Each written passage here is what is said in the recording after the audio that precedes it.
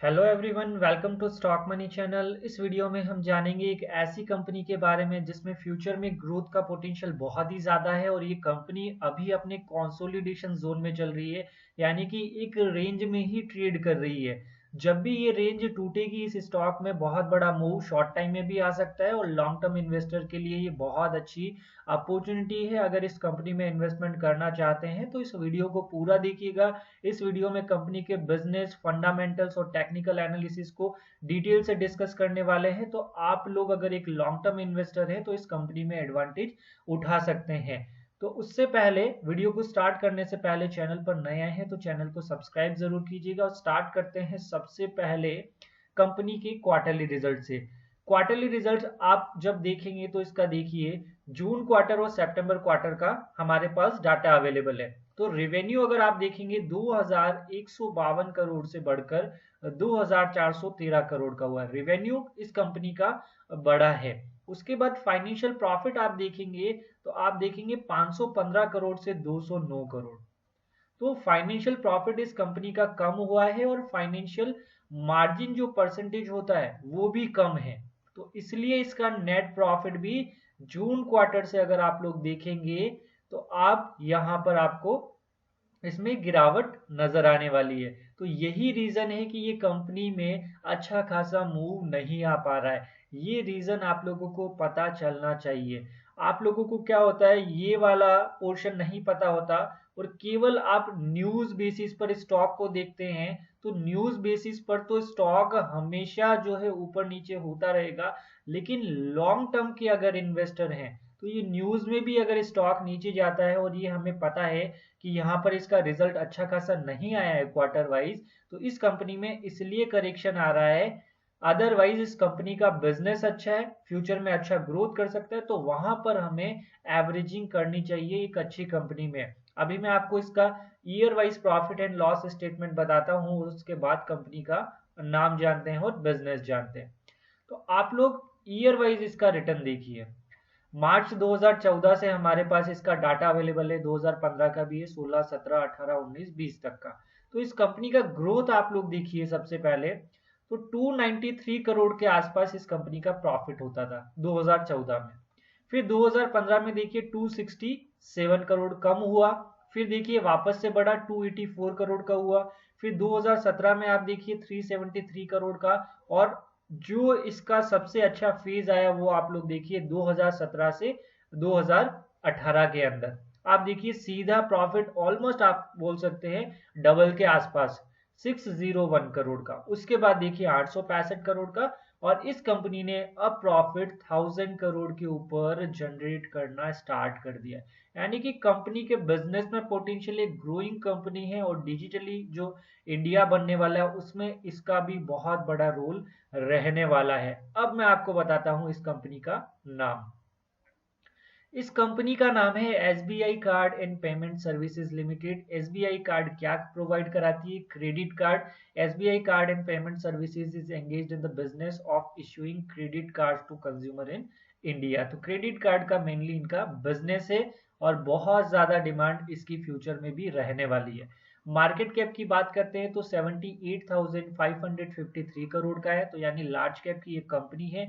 Current price 835 rupees का चल रहा है, 835 रुपए का। 52 वीक हाई देखिए 919 का बनाया था और 52 वीक लो देखिए 495 रुपीज का। डिविडेंड भी देती है। फेस वैल्यू 10 की कंपनी और क्रेडिट कार्ड है तो जनरली ये पैसा देने का काम करते हैं और उनसे इंटरेस्ट इनकम आती है। तो इनके ऊपर हमेशा आपको डेब्ट टू इक्विटी रेशियो 1 से ऊपर ही नजर आएगा।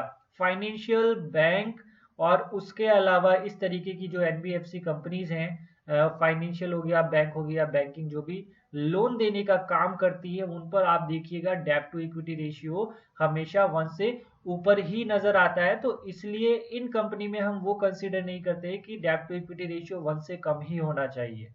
ठीक है, तो ये बात आपको ध्यान में रखना है। प्रमोटर होल्डिंग देखिए 69.5% का है, एक भी शेयर गिर भी नहीं है। रिजर्व्स इनके पास अच्छा खासा पड़ा हुआ है, करंट रेशियो भी ठीक ठाक है। अब इनका प्रमोटर होल्डिंग भी देख लेते हैं हम, किस तरीके का प्रमोटर होल्डिंग है इनका। तो सबसे नीचे अगर बैलेंस शीट में भी आप जाएंगे तो सबसे पहले अगर आप देखेंगे तो इनका देखिए शेयर कैपिटल भी अच्छा है, रिजर्व्स भी इस कंपनी का बड़ा है, 4,402 करोड़ से 4,938 करोड़ का है। फिर आप देखिए इस कंपनी का शेयर होल्डिंग पैटर्न, तो आप लोग पाएंगे ज्यादा बड़ी दिक्कत नहीं है, ऑलमोस्ट कंसिस्टेंट है। ये पॉइंट में थोड़ा सा कम आप लोगों को दिख रहा है। मार्च 2020 में भी आप लोग देखिए 69.55% था, उसके बाद देखिए 69.53 है, और सितंबर में भी 69.46 है। एफ का अगर आप देखेंगे तो एफ की होल्डिंग इसमें बढ़ी है, ये भी एक पॉजिटिव साइन है। उसके अलावा डी अगर देखेंगे ऑलमोस्ट कंसिस्टेंट है। पिछले क्वार्टर से अगर देखते हैं, पब्लिक की जो है 22.95 था, अभी है 21.38। तो ज्यादा बड़ी दिक्कत नहीं है, शेयर होल्डिंग पैटर्न भी इस कंपनी का अच्छा है। तो ओवरऑल इस कंपनी का बिजनेस भी आपको पता चल गया, इस कंपनी का फंडामेंटल्स भी मैंने आपको बता दिया, और इस कंपनी में अभी आप लोगों को ज्यादा बड़ा मूव किस लिए देखने को नहीं मिल रहा है वो भी मैंने आपको बता दिया कि इसका क्वार्टरली ट्रेंड इतना अच्छा खासा नहीं है, इसलिए स्टॉक फ्लैट है। अब इस कंपनी का अगर पिछले दिन का अगर 24 दिसंबर का अगर डिलीवरी परसेंटेज अगर देखते हैं तो 47.30% है, यानी कि अच्छा खासा क्वांटिटी में डिलीवरी उठाई गई है इस स्टॉक की। तो ये सब आपको इस कंपनी के बारे में डिटेल से पता चल चुका है। अब चलते हैं इसके चार्ट पर। चार्ट पर आप जब देखेंगे तो इस कंपनी को आप लोग देखिए, एसबीआई कार्ड का चार्ट मैंने वीकली चार्ट लगा रखा है, और वीकली चार्ट में अब आप लोग देखिएगा इस कंपनी का, यहां से देखिएगा, यहां से ये वीकली है, यानी कि एक कैंडल जो है 7 डेज की कैंडल है, इसके ऊपर जरूर आप कंसंट्रेशन कीजिएगा।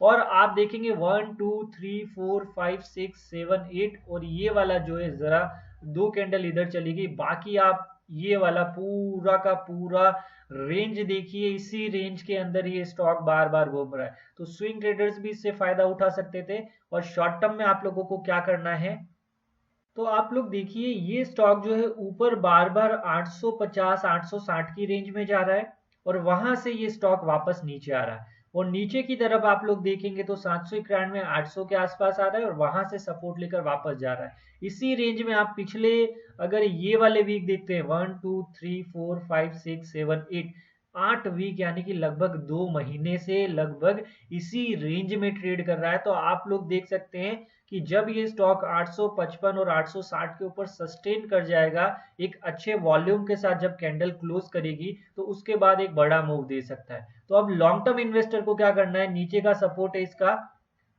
तो आप देखेंगे नीचे का अगर सपोर्ट अगर आप देखेंगे 790 के आसपास का, और नीचे एक पर्पल कलर की जो लाइन आ रही है वो 780 के आसपास आ रही है।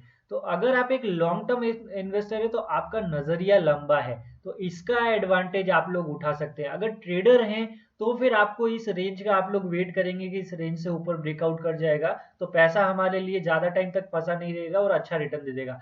लेकिन लॉन्ग टर्म में आप लंबा टाइम पीरियड रख रहे हैं तो आप लोगों को ये कम प्राइस पर जब अभी अवेलेबल हो रहा है तो आपको इसका फायदा उठाना चाहिए। मैं आपको नोट डाउन करके बता देता हूं, ये 790 का लेवल और नीचे का लेवल है 780 का।